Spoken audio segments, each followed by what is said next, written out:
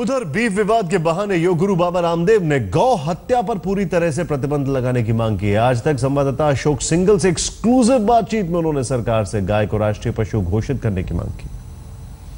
बाबा रामदेव योग गुरु से राजगुरु बनते बनते अब बिजनेस गुरु भी बन गए हैं।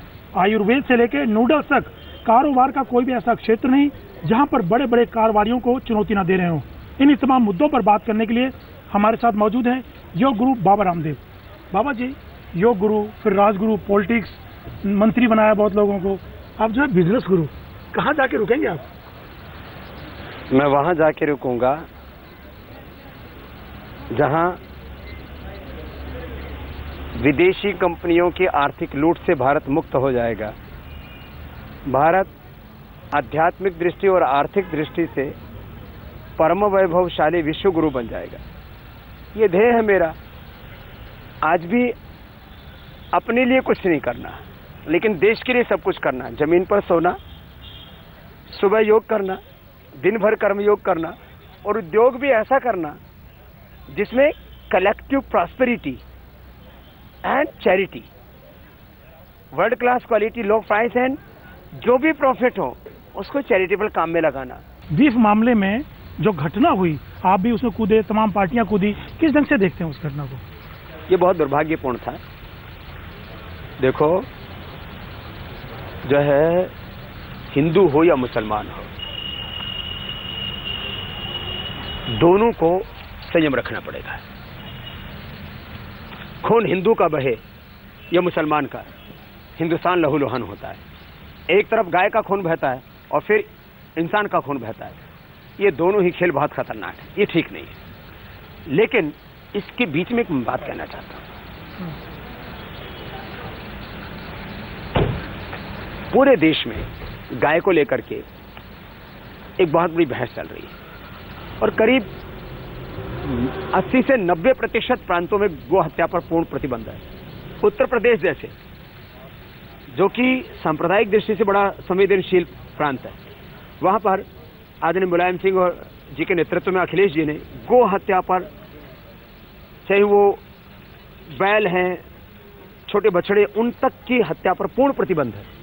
जब उत्तर प्रदेश में गो हत्या पर पूर्ण प्रतिबंध है, देश में भी गो हत्या पर पूर्ण प्रतिबंध आदरणीय मोदी जी लगा दें, तो ये गाय का खून खराबा और गाय के खून खराबे के बाद इंसानियत का खून खराबा, ये बंद हो जाएगा। जो हेल्थ मिनिस्टर है हरियाणा के अनिल विज, उसने कहा है कि उनका ये कहना है कि टाइगर की जगह राष्ट्रीय पशु गाय को घोषित करना चाहिए। आप मानते हैं इस बात को? नहीं, ये अनिल विज ने ठीक बात कही, इसमें गलत क्या है? गाय को राष्ट्रीय पशु घोषित करने में दिक्कत क्या है? काली हिरण को मारना अपराध है।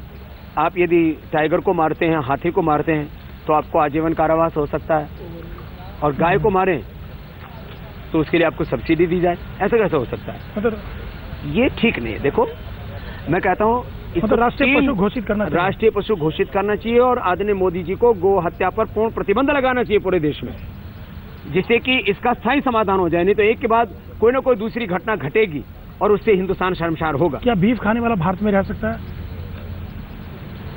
देखो, 125 करोड़ भारतीयों को भारत में रहने का हक है, लेकिन हम एक दूसरे की भावनाओं का यदि आदर करेंगे, मुसलमान यदि अपने हिंदू भाइयों की भावनाओं का आदर करते हुए यदि गोमांस नहीं खाएंगे, तो क्या वो स्वर्ग से वंचित हो जाएंगे?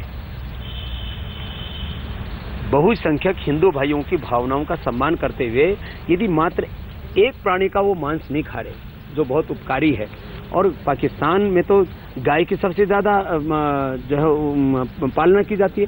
जो राठी साहिवाल नस्ल की गायें, जो है थारपारकर नस्ल की गायें, जो 20-20, 25-25 किलो दूध देती हैं, लाखों की संख्या में जो है मुसलमान भाई पाकिस्तान में पालते हैं और उससे उनके जीवन में समृद्धि है। मेरा कहने का मतलब ये है कि गाय को हिंदू मुसलमान के साथ जुड़ के क्यों रहती है? उससे हमारी धर्म व्यवस्था, यानी अर्थव्यवस्था जुड़ी हुई है, सामाजिक व्यवस्था जुड़ी हुई है, धार्मिक सांप्रदायिक सद्भावनाओं की व्यवस्था जुड़ी हुई है।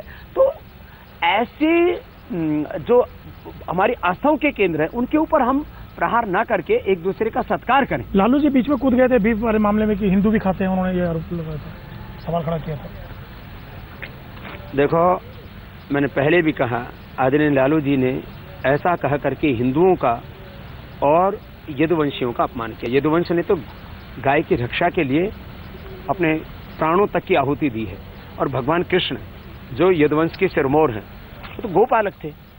इसलिए मैंने कहा यदुवंश में भी दो तरह की आगे जेनेटिक संतानें हैं। यदुवंश में तो कृष्ण भी थे और कंस भी थे। तो जो कंस के वंशज है ना, उनमें थोड़ा सा कुछ वायरस आ गया है।